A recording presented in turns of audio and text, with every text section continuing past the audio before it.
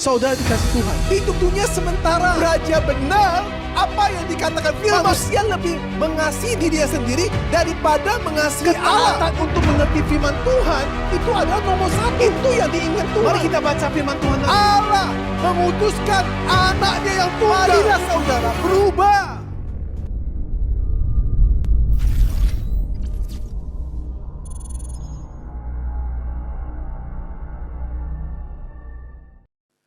Salam, selamat pagi jemaat yang ada dikasihi Tuhan, jemaat ada di rumah, puji Tuhan. Mari sebelum kita mendengar firman Tuhan, mari kita tunduk kepala, berdoa Bapa kami surga bersama-sama. Bapa kami yang di surga, dikuduskanlah namamu, datanglah kerajaanmu, jadilah kehendak-mu di bumi seperti di surga. Berikanlah kami pada hari ini makanan kami yang secukupnya, dan ampunilah kami akan kesalahan kami seperti kami juga mengampuni orang bersara pada kami. Dan jangan bawa kami dalam percobaan, tetapi lepaskanlah kami daripada yang jahat. Karena Engkaulah yang mempunyai kerajaan dan kuasa dan kemuliaan sampai selama-lamanya. Amin. Puji Tuhan, selamat pagi jemaat yang ada di rumah. Salam sukacita, salam damai, salam selalu sehat, dan salam selalu diberkati. Bapak Ibu dikasih Tuhan, hari ini saya akan menyampaikan firman dengan 3 kelompok manusia. Saudara kasih Tuhan, mari kita bersama-sama membaca firman Tuhan. Di 1 Korintus 3 ayat 1-4.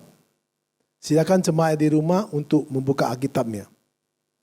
Ayat pertama, dan aku, saudara-saudara, pada waktu itu tidak dapat berbicara dengan kamu seperti dengan manusia rohani, tetapi hanya dengan manusia duniawi yang belum dewasa dalam Kristus. Ayat kedua, susulah yang kuberikan kepadamu, bukanlah makanan keras, sebab kamu belum dapat menerimanya, dan sekarang pun kamu belum dapat menerimanya.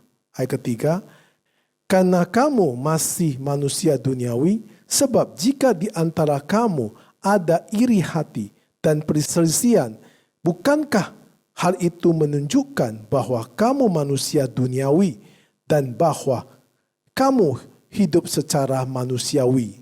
Ayat keempat, karena jika yang seorang berkata, aku dari golongan Paulus, dan yang lain berkata, aku dari golongan Apolos, bukankah hal itu menunjukkan bahwa kamu manusia duniawi yang bukan rohani? Saudara-saudara kasih Tuhan, sebelum kita menguraikan firman Tuhan pada hari ini, mari kita tunduk kepala berdoa sekali lagi. Bapa kami surga, kiranya Tuhan yang mengasihi kami, berikanlah kami mengerti setiap firman yang kami dengar pada hari ini, dan urapin hamba-Mu pada kuasa-Mu, bibir hamba-Mu Tuhan pakai untuk menyampaikan setiap Injil-Mu sesuai kehendak-Mu. Berfirmanlah kepada kami, kami berdoa di dalam nama Yesus Kristus. Amin. Saudara dikasih Tuhan, ada 3 kelompok manusia. Saudara, yang pertama, manusia yang tidak rohani atau manusia duniawi. Yang kedua, manusia daging atau jasmania. Yang ketiga, manusia rohani. Nah, saudara-saudara kasih Tuhan, untuk menguraikan ini, maka saudara, kita harus mengerti tentang perbedaan yang sangat besar antara manusia yang tidak rohani, manusia yang hidup dalam daging atau jasmani atau manusia rohani. Itu perbedaan yang sangat besar yang dapat terlihat antara sifat dan kualitas kehidupan sehari-hari. Dari orang yang mengaku mengikuti Kristus Yesus atau yang bukan mengikuti Yesus Kristus. Saudara, penjelasan tentang perbedaan ini tersikap di dalam bacaan Alkitab kita pada hari ini. Saudara, manusia bisa digolongkan menjadi 3 kelompok. Paulus menekankan dengan kalimat dia dalam suratnya kepada jemaat-jemaat di Korintus. Saudara, yang pertama, Paulus berbicara tentang orang-orang yang tidak rohani atau orang dunia. Kedua, Paulus berbicara mengenai tentang orang-orang rohani. Ketiga, Paulus berbicara tentang orang-orang jasmani atau hidup dalam kedagingannya. Saudara kasih Tuhan, dalam kitab Perjanjian Baru, berfokuslah kepada tema peningkatkan kualitas kehidupan manusia. Manusia mempunyai kualitas atau standar level, di mana level rohani yang terhadap setiap umat Tuhan yang sangat berbeda. Saudara kasih Tuhan, yang dimaksud dengan level rohani, saya boleh kasih contoh adalah bangsa Israel. Bangsa Israel melihat mujizat begitu banyak, di mana Tuhan menyertai Musa membawa bangsa itu keluar dari Mesir, melihat banyak sekali mujizat. Tetapi bangsa Israel selama di padang gurun itu selama 40 tahun, bangsa Israel mempunyai level rohani yang berbeda-beda. Ada sebagian yang terus mengeluh, marah. Walaupun mereka sudah melihat mujizat begitu banyak. Mereka melihat Tuhan benar-benar mengasihi bangsanya. Itu adalah tingkat rohani. Di mana saudara dikasih Tuhan. Seperti kita pada hari ini, tingkat rohani kita beda-beda. Begitu juga orang sekolah, SD, SMP, SMA, universitas. Itu mempunyai cara penangkapan rohani yang berbeda-beda juga. Nah tetapi saudara dikasih Tuhan, kalau kita lihat contoh lagi, di mana Yusuf mendapat mimpi bahwa dia akan suatu hari menjadi orang yang besar. Tetapi kakak-kakaknya itu tidak percaya. Berarti rohani Yusuf begitu tinggi. Dia percaya bahwa Tuhan kalau berjanji selalu ya dan amin. Lihat Yusuf, walaupun dia dapat ujian, dibuang, jadi budak berian. Kemudian dia bekerja di rumah Potifar. Istri Potifar mengganggu dia. Tetapi dia mempunyai tingkat rohani yang sangat tinggi. Maka dia tetap berpegang teguh atas janji-janji Tuhan. Maka suatu hari dia akan menjadi orang nomor 2 yang terbesar di Mesir. Saudara-saudara dikasih Tuhan. Saudara, peningkatan inilah dialami oleh mereka yang memenuhi syarat tertentu dan merespon tentu terhadap kabar sukacita tentang kasih Allah. Nah, peningkat rohani itu harus kita bisa merespon atau mengerti atau bisa memahami setiap apa yang dikabarkan oleh firman Tuhan menjadi respon. Kasih Allah yang besar terhadap setiap umat manusia. Maka saudara, saya bisa berikan satu pandangan lagi. Seseorang yang dianggap sudah dewasa ketika menginjak usia 17 tahun. Lalu bagaimana dengan orang yang sudah menjadi Kristen selama 17 tahun? Saudara, apakah orang tersebut langsung dianggap sebagai orang dewasa rohani? Jawabannya tidak, saudara dikasih Tuhan. Jawabannya tidak. Saudara dikasih Tuhan, kedewasaan rohani seseorang bukan ditentukan dari berapa lama ia menjadi seorang Kristen. Saudara, bukan juga ditentukan berapa tinggi jabatan di gereja. Bukan ditentukan juga kesibukan dalam pelayanan. Apakah dia seorang pendeta? Pasti dewasa rohani. Apakah dia seorang majelis atau panatua? Apakah dia seorang pekerja asar dan pelayanan atau dan lain-lainnya yang di dalam gereja itu pasti dewasa rohani? Tidak diukur dengan demikian, saudara. Banyak hal dapat dijadikan alat ukur kedewasaan rohani. Saudara kasih Tuhan. Saya beri contoh. Saya pernah cerita ini saya dapat dari dulu. Saya waktu jadi jemaat dari gembala sidang saya.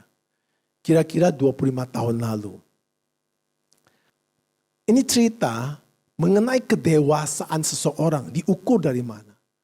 Dari suku Indian itu di Amerika. Suku Indian itu selalu berperang dengan koboi. Ya, mereka kalau suku Indian itu dia itu jarang sekali membawa senjata. Sedangkan koboi selalu bawa senjata. Ukuran daripada Indian itu adalah membawa panah sama kapak. Suatu saat seorang anak Indian, dia merasa sudah dewasa. Dia minta izin kasih papanya. Aku mau ikut untuk berperang melawan koboi ini. Papanya bilang, kalau kamu mau mengukur kamu sudah dewasa atau belum, kamu harus bisa melewati satu ujian. Apa ujiannya? Akhirnya papanya bilang, kalau gitu kamu ikut saya ke hutan. Waktu dalam perjalanan ke hutan, papanya memperlihatkan kepada anak Indians itu, ini ada ular yang besar. Ini ada harimau. Ini juga ada beruang. Jadi bermacam-macam binatang yang liar dia kasih melihatnya. Nah, sekarang saya taruh kamu di sini. Dan mata kamu saya tutup dengan kain. Kamu tidak boleh kemana-mana sampai matahari terbit. Jika kamu berani, maka kamu sudah dewasa. Akhirnya anak India itu punya iman yang kuat, dia percaya, dia mau. Akhirnya apa terjadi? Dia berdiri di sana, dia mata ditutup oleh papanya. Kemudian papanya bilang, saya pulang.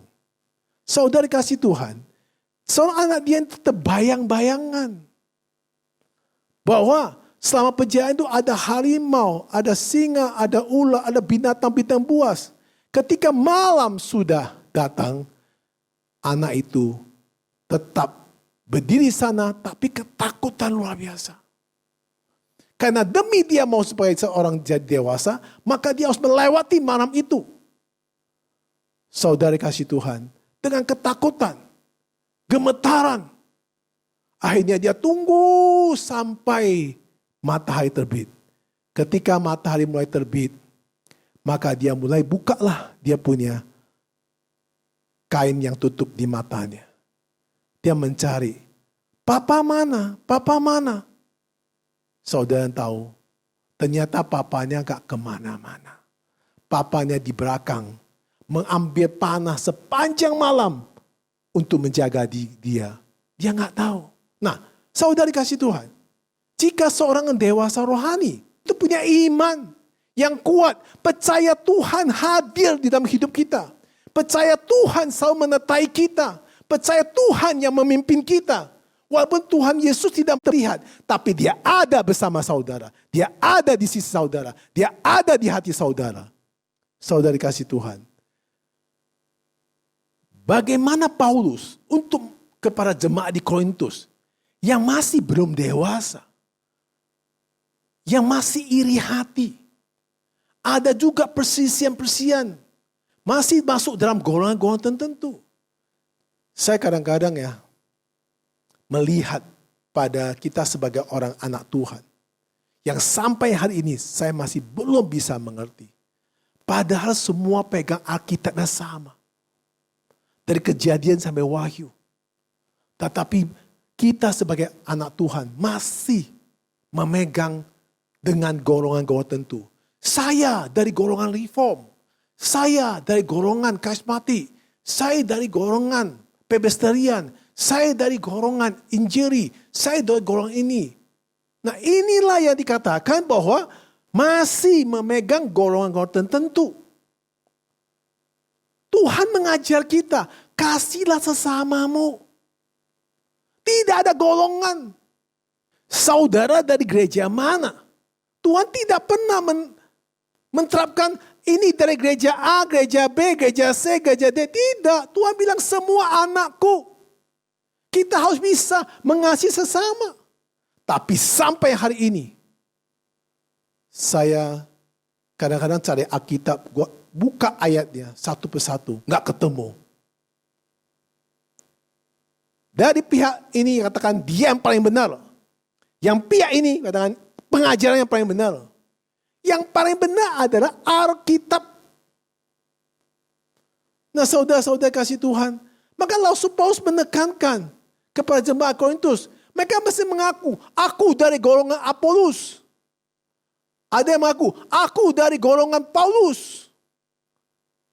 Nah, saudara, kita semua adalah golongan dari Yesus Kristus, saudara. Yang kita harus pahami. Tidak ada perbedaan. Yang namanya anak Tuhan, ya anak Tuhan. Yang percaya Yesus mati untuk saudara, Yesus bangkit untuk saudara, keselamatan Yesus berikan kepada saudara, itu sama. Gak ada yang lebih, gak ada yang kurang. Saudara kasih Tuhan. Jadi tidak ada golongan. Kalau kita masih bisa membedakan golongan-golongan dari gereja A ke gereja B, saudara pertimbangkan firman Tuhan yang saudara baca pada hari ini. Hal itulah menunjukkan bahwa mereka masih manusia duniawi yang masih hidup secara duniawi. Belum bisa menerapkan hukum yang diberikan oleh Yesus Kristus. Kasihlah sesamamu dan kasihlah musuhmu. Saudara kasih Tuhan, kedewasaan rohani orang Kristen bisa menjalankan hidup dengan mengasihi sesama. Tanpa membedakan golongan tertentu, saudara kasih Tuhan. Apakah dia gereja dari A, apakah dia gereja dari B, apakah dia gereja C, semua sama. Yang penting memegang Alkitab sebagai kebenaran. Dan percaya Yesus Kristus mati dan hidup, bangkit untuk saudara dan saya. Udah selesai. Lupakanlah saudara, seberapa lama kita menjadi orang Kristen. Lupakan itu kalau saudara masih belum dewasa rohani. Lupakan seberapa tinggi jabatan saudara di gereja. Lupakan seberapa kesibukan saudara melayani. Mungkin Anda melayani Senin sampai Minggu, gak berhenti-berhenti. Jika masih ada iri hati dan perselisihan antara sesama manusia, antara kita dengan golongan-golongan gereja, berarti kita masih belum dewasa dalam Kristus Yesus. Kita tidak lebih dari seorang anak yang masih menerima susu. Belum mampu menerima makanan keras. Ketika pendeta khotbah keras, wah saya gak suka gereja ini. Ngomongnya kayak preman pendeta ini. Marah-marah melulu. Ya sudah.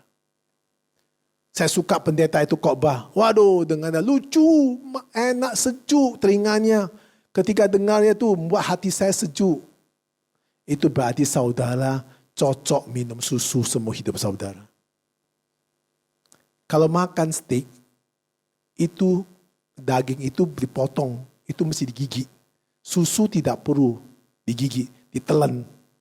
Saudara kasih Tuhan, mari kita uraikan 3 golongan manusia tersebut. Yang pertama, tadi saya katakan, manusia yang tidak rohani atau manusia duniawi. Mari kita buka firman Tuhan, 1 Korintus 2 ayat 14. Tetapi manusia duniawi tidak menerima apa yang berasal dari Roh Allah. Karena hal itu baginya adalah suatu kebodohan dan ia tidak dapat memahaminya. Sebab hal itu hanya dapat dinilai secara rohani. Saudari kasih Tuhan, manusia tidak rohani yang disebut oleh Paulus adalah orang-orang yang belum percaya atau belum lahir baru. Atau belum sama sekali mengenal namanya Yesus Kristus. Manusia duniawi tidak memiliki karya Roh Allah. Mereka gak punya Roh Kudus. Bagaimana mereka bisa memahami? Saya sebelum terima Tuhan, saya baca Alkitab satu kata pun saya gak ngerti. Setelah saya terima Tuhan Yesus, saya sudah dibaptis. Maka Roh Allah menyertai saya sehingga saya bisa paham setiap firman yang saya baca. Karena firman itu ada perkataan-perkataan dari Allah. Saudara kasih Tuhan, manusia duniawi tidak memahami, tidak mengenal atau menghargai karya Roh Kudus yang ilahi. Bagi manusia duniawi, penderitaan tentang salib itu adalah kebodohan. Orang tanya, kenapa Yesus mati di kayu salib? Dianggap satu kebodohan. Kenapa Yesus disiksa? Kenapa Yesus satu penderitaan? Karena tidak ada karya Roh Kudus di tidak pernah akan memahami tentang karya-karya Tuhan Yesus. Mari kita buka satu firman Tuhan. 1 Korintus 1 ayat 18. Sebab pemberitaan tentang salib memang adalah kebodohan bagi mereka yang akan binasa. Tetapi bagi kita yang diselamatkan, pemberitaan itu adalah kekuatan Allah. Saudara kasih Tuhan, tentang pemberitaan Injil, tentang pemberitaan Yesus mati di kayu salib. Bagi orang yang masih belum rohani, itu ada satu kebodohan, betul. Tetapi bagi kita sebagai anak Tuhan, itu adalah mujizat, itu ada satu anugerah, itu ada kasih Allah yang besar.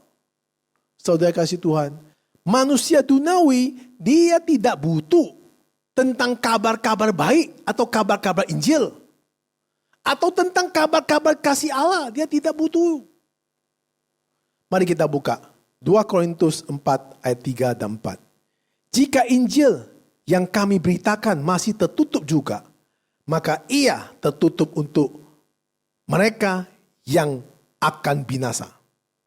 Ayat keempat, yaitu orang-orang yang tidak percaya, yang pikirannya telah dibutakan oleh ilah zaman ini, sehingga mereka tidak melihat cahaya Injil tentang kemuliaan Kristus yang adalah gambaran Allah.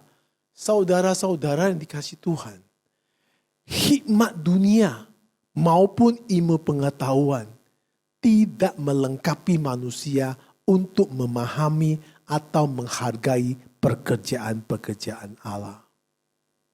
Kepintaran manusia, saudara, ilmu pengetahuan yang sudah ada di dunia ini tidak mampu untuk mengerti atau pekerjaan-pekerjaan Allah untuk setiap manusia. Saudara-saudara kasih Tuhan, Allah tidak nyata bagi manusia duniawi. Karena manusia duniawi penuh dengan dengki, kepercecokan, dan konflik. Saudara, manusia duniawi ada manusia yang ego. Manusia yang belum memiliki Roh Kudus dan memahami tentang kebenaran firman Tuhan. Nah, saudara-saudara kasih Tuhan, apakah di komunitas Kristen ada manusia duniawi? Ada. Banyak malah. Banyak. Kenapa? Karena cara bicaranya. Manusia duniawi tidak dapat berbicara dengan manusia rohani. Kalau sudah kenapa terjadi konflik? Karena ketika kita bicara dengan manusia yang bukan rohani, pasti akan konflik. Karena pengetahuan dia ada pengetahuan duniawi. Sedangkan yang manusia rohani, pengetahuan dia ada pengetahuan firman Tuhan. Pasti berbeda, saudara kasih Tuhan. Dua itu berbeda, tidak bisa ketemu. Karena orang Kristen sekarang bisa ibarat dengan seperti olahraga tinju. Sekali pukul langsung KO. Tidak mulai proses. Doa langsung sembuh. Kalau nggak sembuh, pendeta nggak benar. Nggak punya kuasa. Urusin masalah rumah tangga, sekali konseling harus damai. Gak damai, berarti pendeta masalah. Urusan masalah kerjaan, sekali doa harus dapat jawab. Gak jawab, pendeta masalah. Nah, saudara dikasih Tuhan, semua saya proses. Artinya, kalau kita tidak ada pengampunan, kita tidak ada rendah hati, tidak ada kelemah lembutan, tidak mau mengorban diri, lebih banyak mau dihormati dan diperhatikan dan diuntungkan, itu manusia duniawi. Kalau orang manusia rohani, dia mau untuk selalu minta pengampunan, rendah hati, lemah lembut, dan sebagainya. Mari kita masuk yang kedua, manusia daging atau manusia jasmani. Paulus menulis kepada jemaat di Korintus, dengan bersukacita karena banyak sekali karunia-karunia yang telah Allah limpahkan kepada jemaat-jemaat Korintus. Penekanan utama di dalam kitab Korintus ini adalah upaya untuk mengkoreksi mereka dalam sikap dan perbuatan mereka sebagai murid-murid Yesus Kristus. Saudara kasih Tuhan, manusia daging ini adalah dimaksud manusia bayi di dalam Kristus. Itu mau minum susu aja. Mereka belum dewasa, mereka belum bertumbuh dalam kasih karunia. Dan dalam pengetahuan akan Tuhan Yesus Kristus sebagai juru selamat mereka. Mereka masih belum mengerti sama sekali. Kenapa Yesus Kristus sebagai juru selamat? Apakah saya percaya Yesus pasti saya masuk surga? Apakah hanya Yesus adalah satu jalan yang untuk masuk surga? Nah, itulah manusia yang hidup dalam daging. Yang masih minum susu. Orang-orang yang baru bertobat masih berdominasi oleh keinginan daging. Mereka masih belum mengizinkan Roh Kudus membersihkan semua tubuh mereka dari sikap-sikap dan aktivitas yang biasa mereka lakukan sebelum bertobat. Saudara kasih Tuhan. Jadi orang yang baru bertobat, dia masih, kedagingannya masih tinggi banget. Keinginan daging-dagingnya masih besar sekali. Dia butuh proses. Saya aja, ya pendeta, ketika saya bertobat, tahun 2000, saya mau ngerti tentang Alkitab. 5 tahun.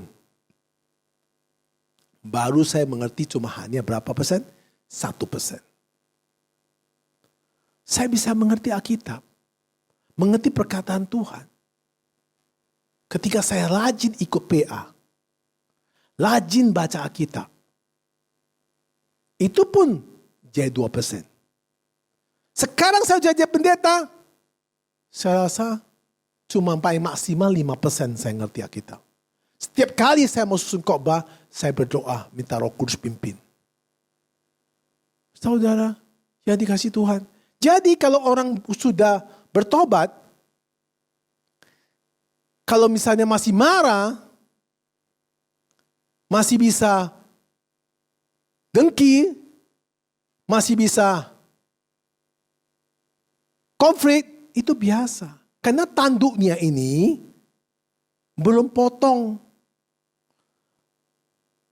Tanduknya baru dimasukkan. Kadang-kadang masih muncul lagi. Kalau muncul, nah masih marah dia. Dia butuh waktu. Kasih dia waktu. Dan untuk sering rajin-rajin baca Alkitab, ikut PA, dan dengar kebenaran firman Tuhan. Mari kita baca 1 Korintus 3 ayat 4. Karena jika yang seorang berkata, aku dari golongan Paulus, dan yang lain berkata, aku dari golongan Apolos, bukankah hal itu menunjukkan bahwa kamu manusia duniawi yang bukan rohani? Saudara-saudara dikasih Tuhan. Inilah yang menggolongkan manusia duniawi atau manusia jasmania. Karena masih bicara bahwa saya dari golongan, dari gereja ini. Saya dari ajaran ini. Saya dari ajaran ini. Kalau anak Tuhan yang sudah dewasa rohani, dia bilang, apa yang diajarkan Alkitab adalah kita adalah sama. Saya jadi pendeta udah 17 tahun. Sampai hari ini, kalau ketemu pendeta-pendeta, kadang-kadang saya sakit kepala. Selalu masih mengambil golongan-golongan tertentu untuk bicara. Padahal kadang-kadang saya melihat kedewasaan rohaninya 0. Orang yang dewasa rohani, dia bisa mengasihi siapapun. Dia ajak ngomong apapun tentang Kristus, dia terima. Tidak membantah, tapi menjelaskan. Saudara-saudara kasih Tuhan. Mari kita masuk yang ketiga. Manusia rohani. Paulus rindu semua pengikut Kristus yang baru bertobat di Korintus untuk memberi tangkapan yang positif terhadap Tuhan Yesus Kristus dan bisa bekerja sama dengan Roh Kudusnya sehingga mengizinkan Roh Allah atau Roh Kudus untuk menyertai semua jemaat yang ada di Korintus. Sehingga mereka bisa menghasilkan buah di dalam hati mereka, dalam hidup mereka, supaya mereka terus-menerus mengerti dan mereka terus-menerus untuk bisa mengabarkan Injil. Saudara-saudara yang dikasihi Tuhan, manusia rohani adalah manusia yang selalu ingin mengabarkan Injil. Rindu mengabarkan Injil. Itu manusia rohani. Tidak membedakan siapapun, yang penting mengabarkan Injil. Mari kita buka 1 Korintus pasal 2 ayat 9. Tetapi seperti ada tertulis, apa yang tidak pernah dilihat oleh mata, dan tidak pernah didengar oleh telinga, dan yang tidak pernah timbul di dalam hati manusia, semua disediakan Allah untuk mereka yang mengasihi Dia. Apapun yang tidak dilihat oleh mata, apapun yang tidak didengar oleh telinga, apapun yang tidak timbul oleh manusia, semua sudah disiapkan oleh Allah karena mereka semua dikasihi Allah. Sayang sekali, pada ayat tadi yang kita baca, digunakan sebagai gambaran surga. Tetapi sesungguhnya, ini adalah gambaran mengenai apa yang dialami saat ini. Oleh mereka yang percaya kepada Kristus dan mengikuti pimpinan Roh Kudus. Jadi, orang yang percaya kepada Kristus dan dipimpin oleh Roh Kudus, seperti ayat firman mengatakan, apa yang tidak pernah kamu lihat oleh mata, tidak pernah kamu dengar, tidak pernah timbul dalam hati manusia, semua disiapkan oleh Tuhan. Ini orang yang hatinya adalah manusia-manusia rohani. Dia percaya, walaupun gak pernah lihat, dia percaya. Walaupun gak pernah dengar, dia percaya. Walaupun tidak ada muncul dalam hatinya, dia tetap beriman. Itu adalah manusia-manusia rohani. Saudara kasih Tuhan, mari kita buka lagi firman Tuhan, 1 Korintus 2 ayat 10. Karena kepada kita Allah telah menyatakan oleh Roh, sebab Roh menyelidiki segala sesuatu, bahkan hal-hal yang tersembunyi dalam diri Allah. Saudara kasih Tuhan, ketika anak Allah menanggapi karya Roh Ilahi yang di dalam batin dengan semangat bekerja sama, maka anak Allah dapat menerima warisan rohani sebagai anak Allah. Saudara-saudara dikasihi Tuhan, di dalam 1 Korintus 2 ayat 12, kita tidak menerima roh dunia, tetapi roh yang berasal dari Allah, supaya kita tahu apa yang dikaruniakan Allah kepada kita. Karunia hidup kekal, yang juga karunia Roh Kudus datang pada saat ketika kita terima Yesus Kristus sebagai Juru Selamat. Ketika saya waktu dibaptis, langsung hari itu saya terima Roh Kudus. Dan saudara kasih Tuhan, Allah Bapa yang penuh kasih terus mencurahkan karunia Roh-Nya yang berlimpah-limpah kepada anak-anak manusia yang percaya kepada-Nya dan mentaati setiap perintahnya, serta berusaha menjadi saluran berkat untuk banyak orang. Maka anak manusia rohani itu kemanapun jadi saluran berkat, bukan jadi batu sandungan. Karena mereka mentaati setiap firman. Dan mereka mempercayai setiap apa perintah Allahnya.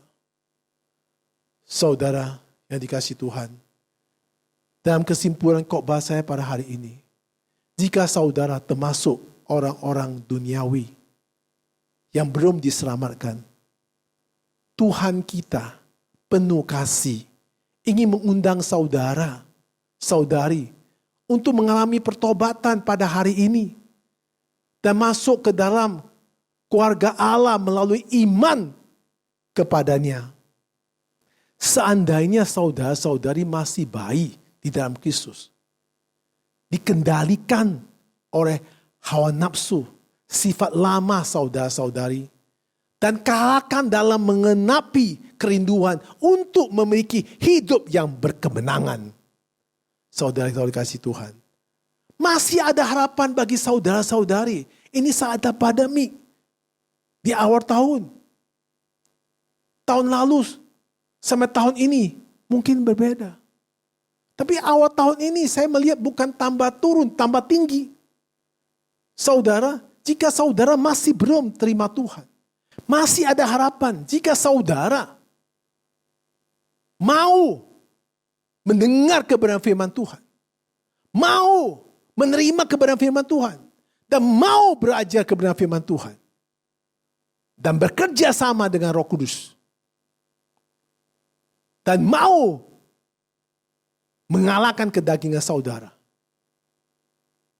Maka Roh Kudus akan pimpin saudara menjadi manusia-manusia rohani. Tuhan Yesus memberkati. Mari kita doa. Terima kasih Tuhan atas firman-Mu pada hari ini. Mengajar kami untuk menjadi manusia rohani. Ya Bapa, jika kami manusia yang duniawi, Bapa masih berikan kesempatan pada kami untuk kami bertobat. Jika kita manusia yang jasmania, kita belajar untuk terus-menerus mengalahkan kedagingan kita.